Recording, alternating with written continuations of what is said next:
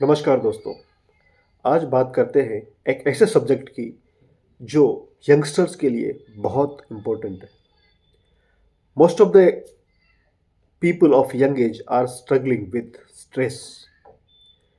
मित्रों, पहले हम ये जानते हैं कि स्ट्रेस होता क्या है, किस तरह की चीज़ को लोग स्ट्रेस मानते हैं और उसके निपटान के, उसके डिस्पोजल के, उसका अवॉइडेंस के या उसको मैनेज करने के 5D फॉर्मूले में क्या क्या पॉइंट है। 5D एक सूत्र है, उससे आप तनाव का प्रबंध कर सकते हैं, तनाव को कम कर सकते हैं। पहले समझते हैं कि लोगों की साइकोलॉजी क्या है जिसकी वजह से तनाव होता है। आप देखेंगे कई लोग ऑफिस जाने में लेट हो रहे हैं, इसमें वो तनाव में आ जाते हैं। कुछ लोग रेड लाइट पर ट्रैफिक है उसमें तनाव में आ जाते हैं। किसी को छुट्टी नहीं मिली उसमें तनाव में आ जाएंगे। किसी ने कोई काम प्लान किया था कि इतने दिन में मुझे करना है, उसमें नहीं हुआ तो तनाव में आ जाएंगे। अननेसेसरी की चीज़ों में लोग तनाव लेके बैठ जाते हैं, जहाँ पर तनाव की एक्चुअल में ज़रूरत होती भी नहीं है। और हर पॉइंट, हर सरकमस्टांस तनाव डिजर्व नहीं करती।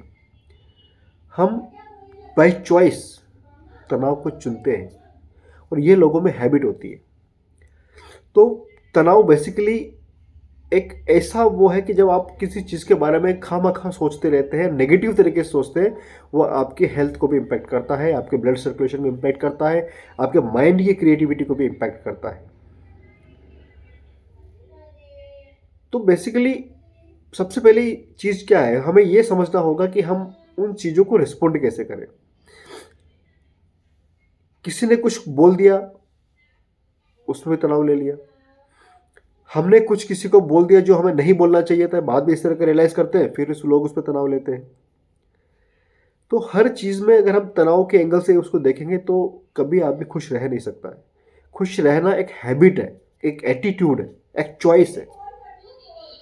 जहाँ खुशी और नाखुशी दोनों में से आपको चूज करना होगा कि आपको खुश रहना है। 90% केस ऐसे होंगे जहाँ पर आपको तनाव लेने की आवश्यकता नहीं होती है। फिर भी अगर तनाव आता है तो पहले हमें यह समझना होगा कि तनाव हो क्यों रहा है, उसके रूट कॉज को जानना होगा, उसका मुख्य कारण है क्या, केंद्र बिंदु है क्या जहां से तनाव स्फुटित हो रहा है, प्रस्फुटित हो रहा है, अंकुरित हो रहा है। जब आपको यह पता लग गया कि इस चीज का कारण यह है कि किसी का कुछ बोला हुआ, आपका कुछ बोला हुआ, किसी का कुछ किया हुआ, आपका कुछ किया हुआ, या कोई चीज ना हो पाना, या कोई व्यक्ति विशेष या वस्तु विशेष या स्थान विशेष अगर आपके तनाव का कारण है, अगर आपने उसको आइडेंटिफाई कर लिया तो फिर आपका काम आगे आसान हो जाता है। और उसको बोलते हैं 5D फॉर्मूला। आपने रूट कॉज समझ ली कि यह कारण है, उसकी वजह से आप उसके बारे में सोचते जा रहे हैं। मोस्ट ऑफ द टाइम जो आदमी परेशान होता है वो ह्यूमन बिहेवियर की वजह से होता है, या फिर आपको वो बिहेवियर मिले जिसकी आपको आशा नहीं थी, या वो नहीं मिले जो आपकी आशा थी। एग्जाम्पल के लिए तौर पर लेते हैं, आप कहीं गए, आपने एक्सपेक्ट किया था कि मुझे इस लेवल का वहां सम्मान मिलेगा। अगर आपको उससे कम सम्मान मिला तो फिर आप तनाव ले बैठते हैं। थोड़ा भी कम सम्मान मिला तो भी आपको तनाव हो जाएगा। तो यही एक रूट कोज हो सकता है। हम एग्जाम्पल के तौर पे, जो बहुत सारे कारण हो सकते हैं, हम एक किसी का एग्जाम्पल लेते हैं और इसी से समझने की कोशिश करते हैं कि इसको कैसे रिमूव किया जाए। तो मान लिया कि आपका तनाव का कारण था कि आप जहां गए आपको वहां एक्सपेक्टेशन के मुताबिक सम्मान नहीं मिला, वैसा रिस्पॉन्स नहीं मिला जो आपने चाहा था। जब आपने ये रीज़न आइडेंटिफाई कर लिया तब आपको 5D फॉर्मूला में जाना पड़ेगा। 5D फॉर्मूला हम एक एक करके चलते हैं। एक होता है ध्यान, कंसंट्रेशन, मेडिटेशन। आप रोज प्रैक्टिस करें कि 5 मिनट, 10 मिनट, 15 मिनट एक शांति से एक जगह बैठे और ध्यान करें, मेडिटेशन करें। आंखें बंद करें, लंबी सांस लें, लंबी सांस छोड़ें और एक सकारात्मक चीज़ के बारे में उस टाइम सोचें। अगर आप आस्तिक हैं, भगवान को मानते हैं तो भगवान के बारे में सोचें। भगवान को नहीं मानते, ब्रह्मांड के बारे में सोचें। वो भी आप नहीं कर सकते तो आप अंदर जो श्वास की प्रक्रिया चल रही है, इनहेल जब हो रहा है, एक्सहेल जब हो रहा है, उसके बारे में सोचें, उसके ऊपर गौर करें, ऑब्जर्व करें। इस प्रक्रिया को 5 से 10-15 मिनट आप डेली करें। सुबह कम से कम एक बार, 2 बार कर सकते तो और अच्छा है। ये तनाव के कम करने में बहुत सहायता करेगा। दूसरा, डिस्ट्रैक्शन, यानी डिस्टर्बेंस या भटकाव। सुनने में बड़ा अजीब लग रहा होगा, लेकिन डिस्ट्रैक्शन भी बहुत इंपॉर्टेंट है।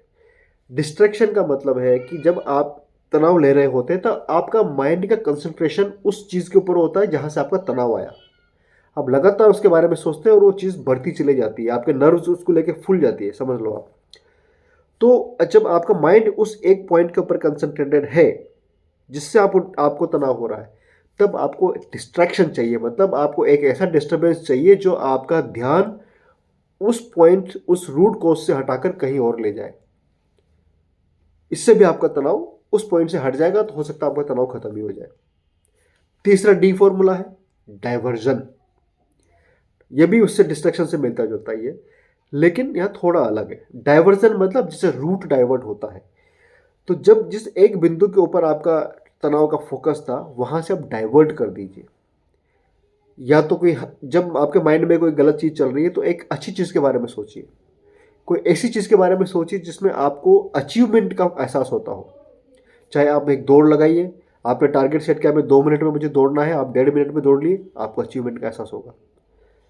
या आप कोई माइंड को डाइवर्ट कहीं और कर सकते हैं, कोई मूवी देख सकते हैं, आप खेल सकते हैं, लोगों से गप्पे मार सकते हैं, मजाक कर सकते हैं, गाना सुन सकते हैं और वहाँ अपने माइंड को कंसंट्रेट कर सकते हैं। तो इस डाइवर्जन से आपका ध्यान उस पॉइंट से हट जाएगा। पूरा खेल ध्यान का है मित्रों, पूरा खेल अटेंशन का है। अगर आप ध्यान वहाँ से हट के आपका किसी और अच्छे टॉपिक पे चला गया, आप उसके बारे में ज़्यादा से ज़्यादा सोचो, ज़्यादा से ज़्यादा सोचो, तब आपके अंदर वो पॉजिटिव वाइब्रेशंस अंदर माइंड के अंदर घुसेंगे और आपका तनाव शिफ्ट हो जाएगा हंसी खुशी में या जिस चीज़ के बारे में आप सोच रहे हैं वहाँ पर। चौथा डी है डिटेच। जिससे अटैच होता है वैसे डिटेच होता है। जब आप किसी तनाव के बिंदु के बारे में सोच रहे थे लगातार, तब आप उससे बहुत ज़्यादा अटैच थे, बहुत ज़्यादा मोह हो रखा था आपको। तब उस पॉइंट से आप डिटेच हो जाओ, अलग कर लो अपने आप को। उससे प्रेम मत करो जिस बिंदु से आप दुखी हो रहे थे, कुछ और चीज़ के बारे में सोचो। उसके बारे में सोचने की आवश्यकता है ही नहीं, उससे टोटली इस तरह से हो जाओ जैसे ये पॉइंट मेरा था ही नहीं, किसी और से रिलेटेड था, और अपने माइंड को फिर वैसे ही डिस्ट्रैक्ट और डाइवर्ट करो। तो डिटेच होना भी बहुत हेल्प करेगा। और ये सब भी अगर आप नहीं कर सकते हैं तो सबसे आसान है 5वां डी, डेफर। डेफर मतलब उसको स्थगित कर लो। अब स्थगित कैसे करेंगे? कभी कभी आपने देखा होगा जब हमें किसी पॉइंट पे बहुत गुस्सा आ रहा होता है, लेकिन 5 मिनट के बाद अगर आप सोचोगे तो आपको उस पॉइंट के ऊपर उतना गुस्सा नहीं आ रहा होता है। क्यों? क्योंकि वो जो आपके अंदर जो गर्मी, जो गुस्से की गर्मी भरती है, वो धीरे धीरे ठंडी हो जाती है।